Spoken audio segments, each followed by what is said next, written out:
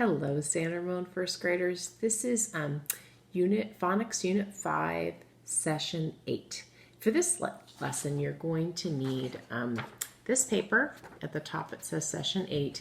You're also going to need the word wall words that also say Session 8 on them, and these are those. I just cut them up already. Okay. You also might want in your packet at the back in the extras section, there's this paper called Holly Word, and you don't need it right now, but later on with this lesson, you might want to use this paper with your parents or with an older sibling or something to play with it, okay? And you might also want, in our session 10, we have all the word wall words from the kindergarten snap words. We have the first grade snap words, and then there's a personal snap word paper. So you might want to use these, but you don't need them right this second. You can use them later on today or tomorrow to play with your family. Today, right now, what you should have is this paper, and if you get a piece of paper and a pencil or a whiteboard, that would be great. Okay, so push pause and go get those things and come on back.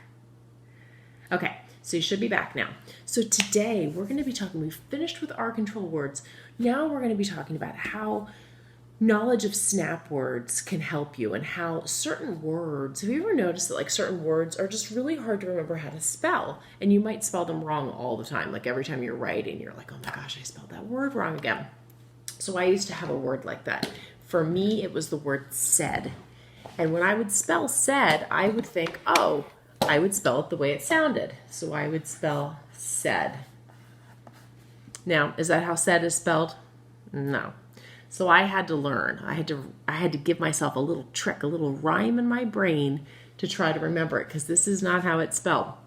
So I would say, I know it starts with an S because someone says something, right? If someone said something, it meant they say it a long time ago, right? So said is the past tense.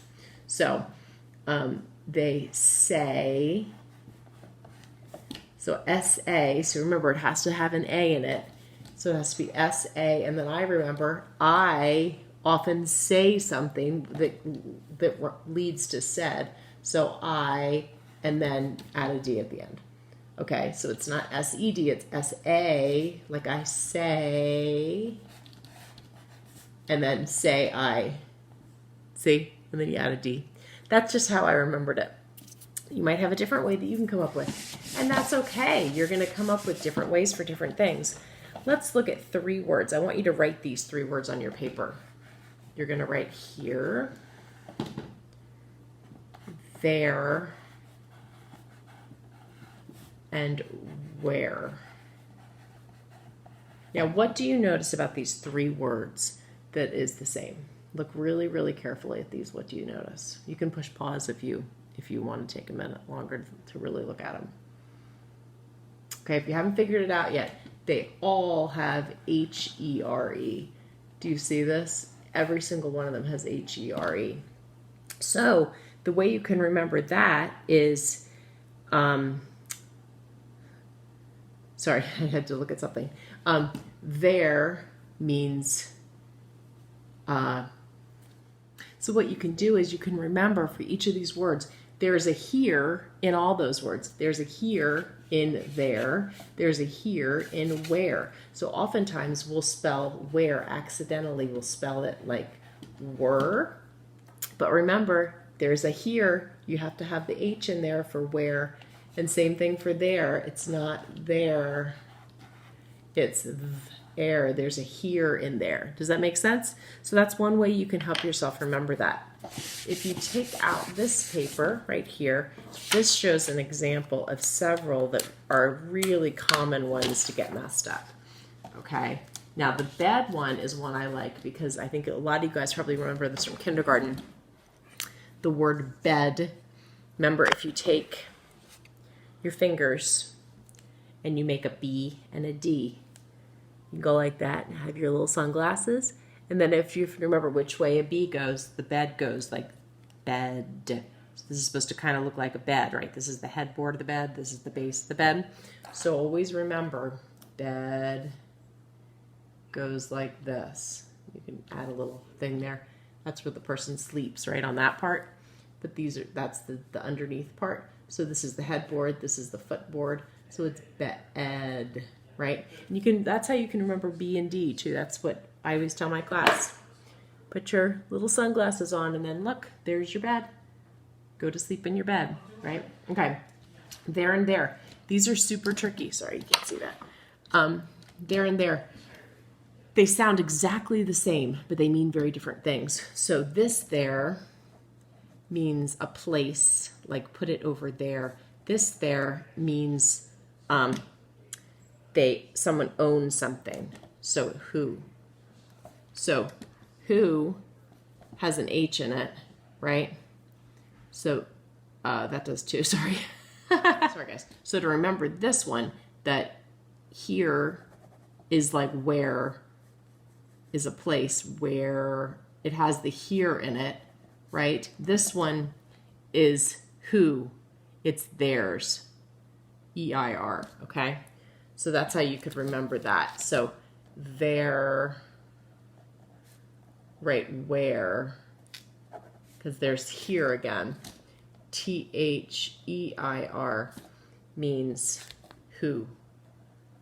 Okay, it belongs to somebody. So it's their dog, their house, their apartment, whatever it is, right? This is another common mistake, saw and was. A lot of times people will turn it around. They'll be meaning to write the word saw, but instead they wrote was. So the way to remember this was C-A-W. So S-A-W.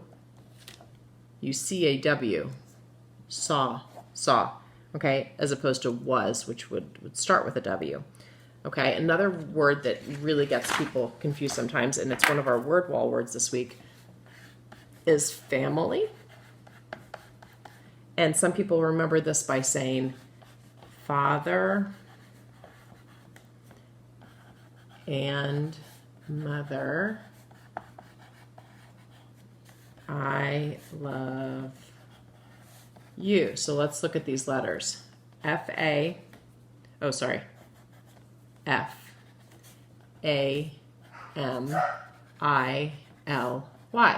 Father and mother, I love you.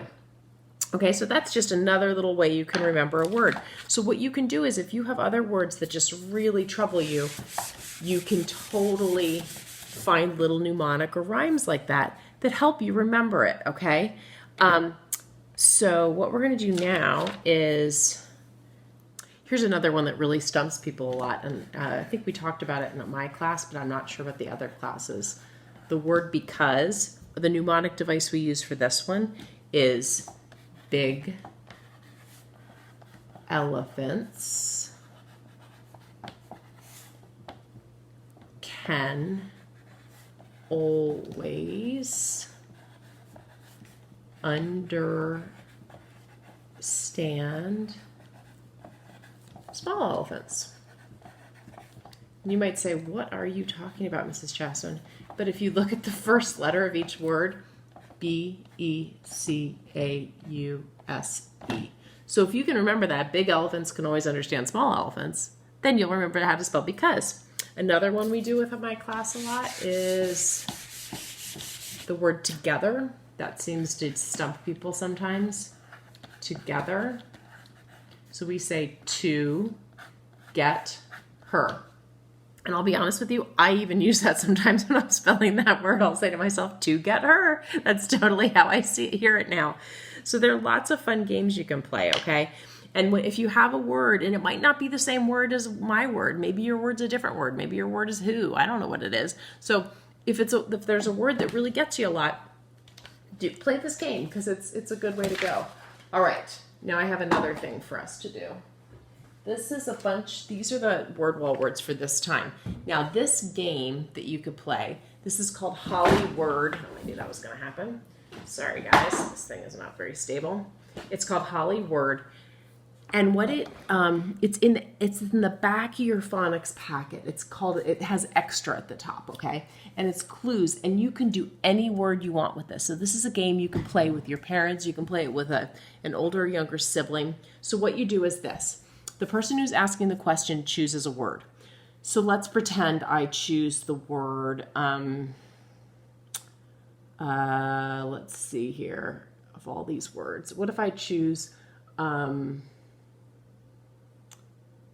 not doing a good job of thinking about a good word to choose. So here,